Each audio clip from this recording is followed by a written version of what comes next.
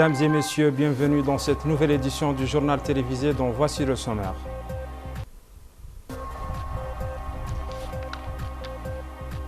Le président de la République et président de l'Union africaine, M. Mohamed Cheikh Al-Ghazouani, a participé ce vendredi matin au 19e sommet de l'Organisation internationale de la francophonie qui s'est ouvert sous le thème créativité, innovation et entrepreneuriat. Le Premier ministre Mokhtar Ould Diaye a lui reçu ce jeudi en audience dans son bureau à Nouakchott une délégation du FMI conduite par M. Félix Fischer, chef de la mission du FMI pour la Mauritanie. L'entretien a porté sur les différents domaines de coopération et de partenariat entre la Mauritanie et l'institution. Le transfert de 1,138 instituteurs et professeurs vers leur lieu de travail dans les différentes régions de l'intérieur a débuté ce vendredi à Nouakchott. Cette opération comprend des enseignants, des professeurs et des prestataires de services venus renforcer le personnel éducatif dans le pays. Bonsoir et ravi de vous retrouver pour partager avec vous cette édition d'information de ce vendredi saint.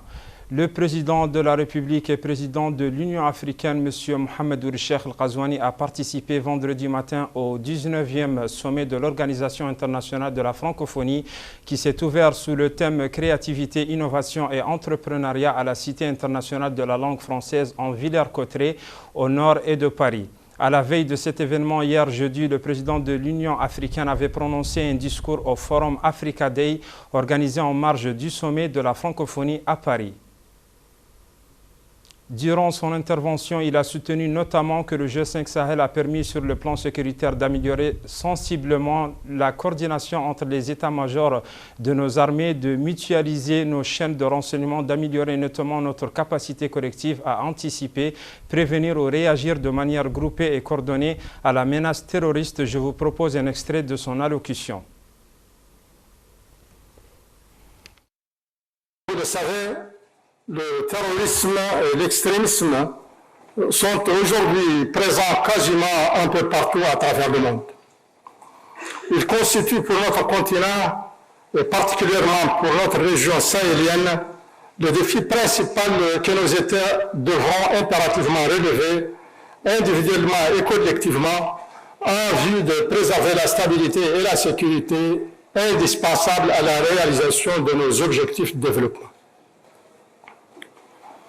Les violences terroristes, par leur nature transfrontalière et leur étroite liaison avec des acteurs non étatiques, ont mis à mal nos stratégies sécuritaires classiques, souvent centrées sur la défense et l'intégrité territoriale face à l'éventuelle agression d'un État tiers, et qui aujourd'hui ne répondent que très partiellement aux multiformes défis sécuritaires. L'extrémisme et le terrorisme sont historiquement et culturellement étrangers à notre continent. L'histoire et la culture de mon pays, la Mauritanie, en sont une illustration vivante. En effet, la Mauritanie fut des siècles durant et demeure encore un espace de brassage et de métissage des peuples du sud et du nord du Sahara, qui a produit un admirable syncrétisme culturel, aujourd'hui substrat identitaire de notre peuple. En Mauritanie, nous sommes du nord comme du sud du Sahara, nous sommes blancs et noirs, nous sommes arabes, berbères et africains.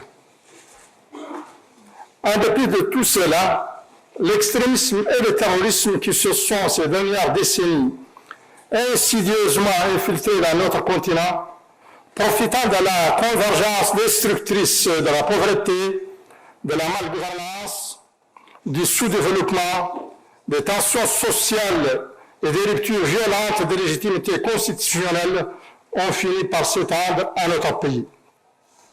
C'est ainsi qu'à l'instar de la plupart des pays de notre région, nous avons connu sur notre territoire des actions terroristes meurtrières, des attaques contre des casernes militaires, contre d'innocents citoyens mauritaniens comme d'innocents étrangers, des prises d'otages, bref, nous avons connu toute la panoplie standard du terrorisme. Cette situation dramatique hypothéquait sérieusement la sécurité et la stabilité de notre pays. Pour y faire face efficacement, nous avons conçu et mis en œuvre une approche multidimensionnelle intégrée d'ordre à la fois sécuritaire, culturel, idéologique, social, politique et économique. Pendant ce temps, ici à Nouakchott, le Premier ministre Mokhtar Ould Diaye a reçu jeudi en audience dans son bureau à une délégation du Fonds monétaire international FMI conduite par M. Félix Fischer, chef de la mission du FMI pour la Mauritanie. L'entretien a porté sur les différents domaines de coopération et de partenariat entre la Mauritanie et ses organismes financiers internationaux et les moyens de les renforcer et de les développer, ainsi que sur des questions d'intérêt commun. L'entrevue s'est déroulée en présence du gouverneur de la Banque centrale de Mauritanie, Mohamed Lamine Ould Dahbi. Félix Fischer, chef de la mission du FMI pour la Mauritanie, au terme de son audience à la primature, a fait une déclaration que je vous propose de suivre. Une réunion de courtoisie avec le Premier ministre Mokhtar Ould Diaye. Une réunion de courtoisie qui s'est tenue dans une ambiance extrêmement positive et constructive. Nous nous sommes entretenus sur la revue que fait le FMI, qui commence aujourd'hui pour les prochaines 2 semaines, du programme du gouvernement avec le FMI. Et nous avons discuté sur les défis auxquels la Mauritanie se voit confrontée et les réformes ambitieuses que le gouvernement entend de mettre en œuvre et que nous souhaitons de soutenir de part du FMI. Nous nous réjouissons de mener cette revue pendant les prochaines 2 semaines et nous avons été très encouragés par le Premier ministre de sa volonté de garder une stabilité macroéconomique et d'avancer avec les réformes qui devraient mener à une croissance accélérée et inclusive. C'est dans ce contexte de rencontre de haut niveau que la Banque centrale annonce pour sa part que les dépôts de la clientèle ont augmenté de 12,1 milliards MRU, soit une hausse de 12,3% en valeur relative, passant de 98,6 milliards MRU à fin décembre 2022 à 110,7 milliards MRU à fin décembre 2023. C'est ce qu'indique le rapport sur l'exercice 2023 présenté par le gouverneur de la Banque centrale de Mauritanie, Mohamed Lamine Ould Dahbi, au président Mohamed Cheikh El Ghazouani. Les crédits nets à la clientèle ont suivi la même tendance haussière, affichant une augmentation de 4,5 milliards MRU en 2023, soit une progression de 5,3% en valeur relative, révèle le dit rapport, selon lequel ils sont passés de 84,5 milliards MRU à fin décembre 2022 à 89,0 milliards MRU à fin décembre 2023. La structure des dépôts à la fin de l'exercice 2023 demeure dominée par les dépôts à vue qui représentent 85,97% du total des dépôts, tandis que les dépôts à terme et l'épargne représentent 14,03% du stock des dépôts à la même date, indique le rapport de la banque d'émission. Le projet de loi de finances rectificative 2024 a révélé au jour J-4 de la rentrée scolaire 2024-2025 qui s'ouvre le lundi 7 octobre prochain une augmentation variable des budgets des directions régionales de l'éducation draine de près de 6 milliards d'ouguiya. Ce montant a été dispatché sur les budgets de toutes les draines hormis 2, comme illustré dans la présentation non exhaustive suivante. Contrairement à toutes les draines dont les budgets ont augmenté, les 2 draines du Tagant et de Nouakchott-Ouest ont connu une baisse de leur budget, respectivement de 0,13 milliards et de 0,2 milliards, passant par la première région de 2,84 milliards à 2,83 milliards et pour la seconde de 1,8 milliard à 1,79 milliards.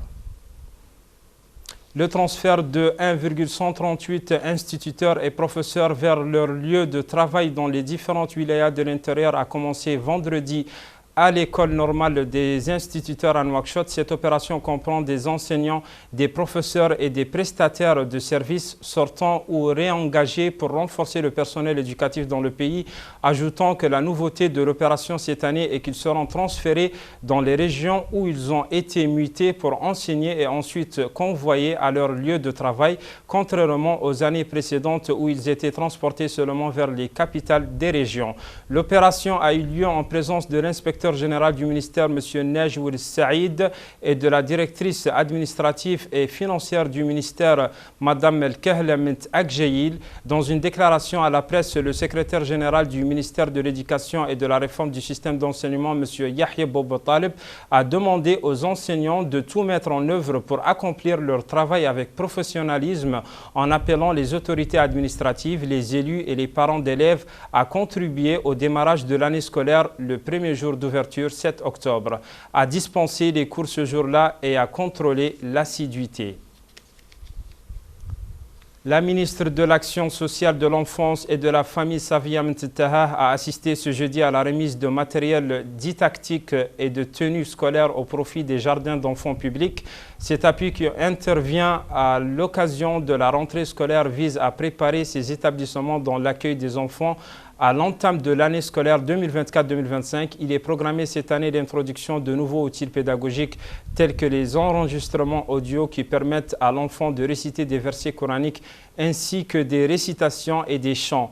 En marge de la cérémonie, 106 monitrices ont reçu des lettres d'adhésion pour enseigner dans les jardins d'enfants de Nouakchott, comme a été signé un accord entre le MASEF et l'École nationale pour l'action sociale et certains syndicats de l'enseignement privé préscolaire visant à développer ce type d'enseignement.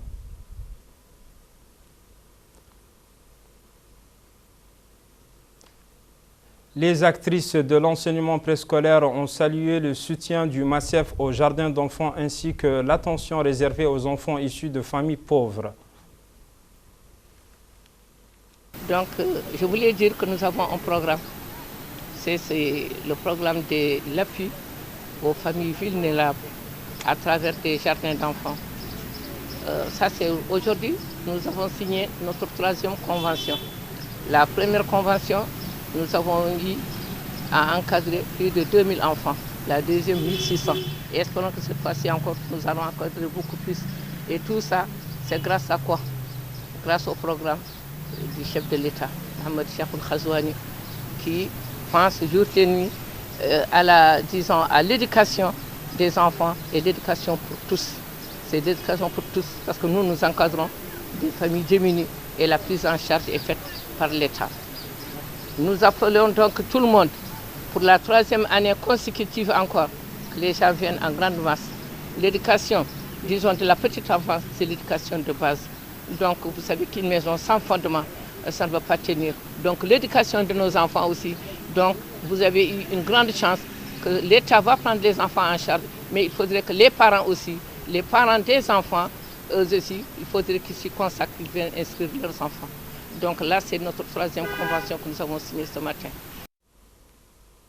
L'association caritative IDAR pour la lutte contre le cancer a procédé au traitement à un stade précoce de 20 cas de cancer du sein identifiés au terme de 2 campagnes organisées précédemment auprès de 300 femmes, a révélé son directeur exécutif Ibrahim Oulhadou. L'association a fait état de ces chiffres alarmants mercredi à l'occasion du lancement d'une campagne pour le dépistage précoce du cancer du sein organisée sous le slogan « Dépister et rassurer ». Le dépistage précoce du cancer du sein est important et il est nécessaire que les femmes le fassent périodiquement chaque mois afin de préserver leur santé, a affirmé à cette occasion le superviseur général du Centre national d'oncologie, Mohamed Wouli Selmou. L'association est en train de construire dans le cadre de ses efforts pour soutenir les malades du cancer un hôpital appelé Hôpital El-Amal pour le traitement des malades du cancer qui ne manquera pas de constituer un apport qualitatif aux efforts des pouvoirs publics visant à rapprocher les services médicaux des citoyens. Le sélectionneur de l'équipe nationale, Emir Abdou, a annoncé ce jeudi 3 octobre courant la liste définitive des Mourabitoun convoqués par les 2 matchs à domicile et à l'extérieur contre les Pharaons d'Égypte les 11 et 15 octobre courant. Il s'agit de 2 rencontres jouées par les Mourabitoun et les Pharaons dans le cadre du 3e tour des éliminatoires de la Coupe d'Afrique des Nations. Maroc 2025.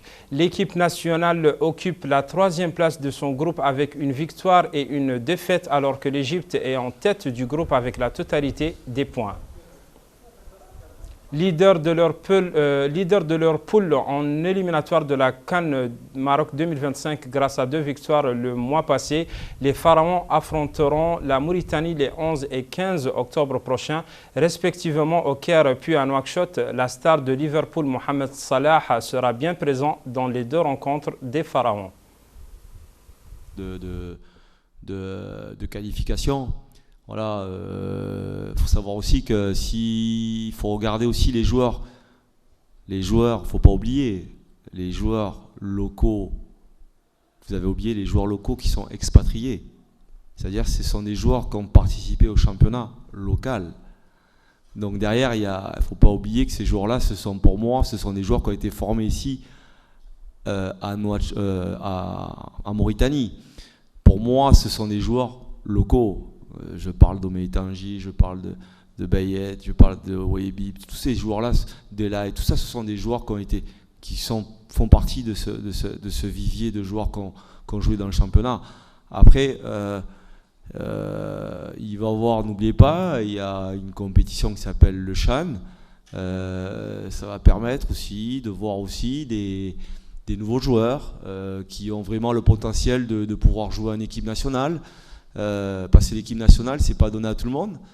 Voilà. Après, forcément, les joueurs qu'on a pu prendre aussi, parce que le football international, c'est le football vraiment de haut niveau. On n'est pas là, entre guillemets, c'est pas des matchs amicaux, on n'est pas là pour faire des essais.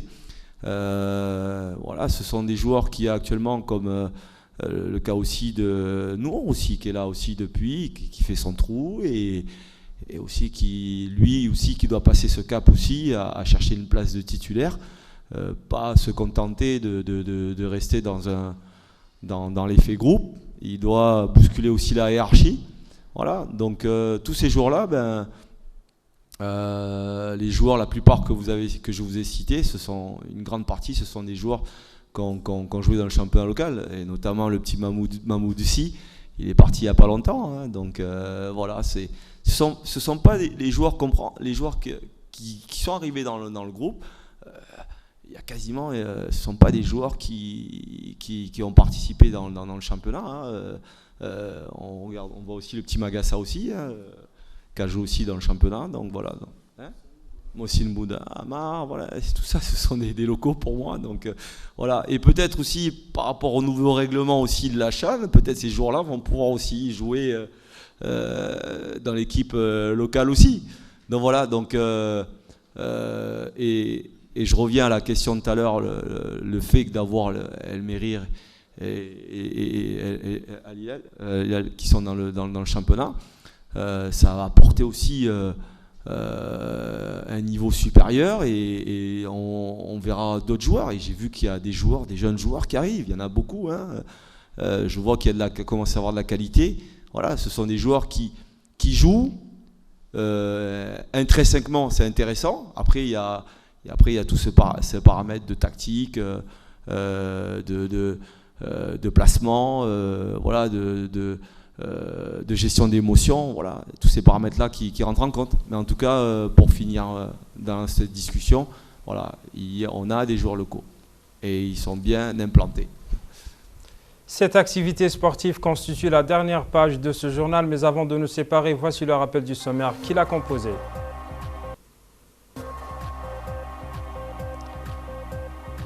Le président de la République et président de l'Union africaine, M. Mohamed Ould Cheikh El Ghazouani, a participé vendredi matin au 19e sommet de l'Organisation internationale de la francophonie qui s'est ouvert sous le thème créativité, innovation et entrepreneuriat.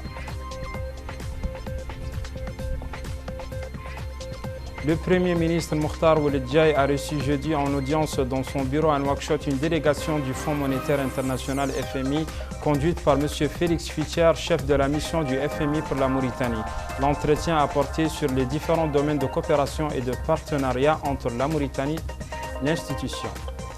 Le transfert de 1,138 instituteurs et professeurs vers leur lieu de travail dans les différentes régions de l'intérieur a débuté ce vendredi à Nouakchott. Cette opération comprend des enseignants, des professeurs et des prestataires de services pour renforcer le personnel éducatif dans le pays.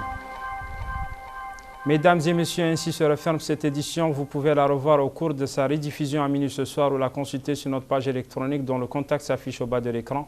Bonne fin de soirée.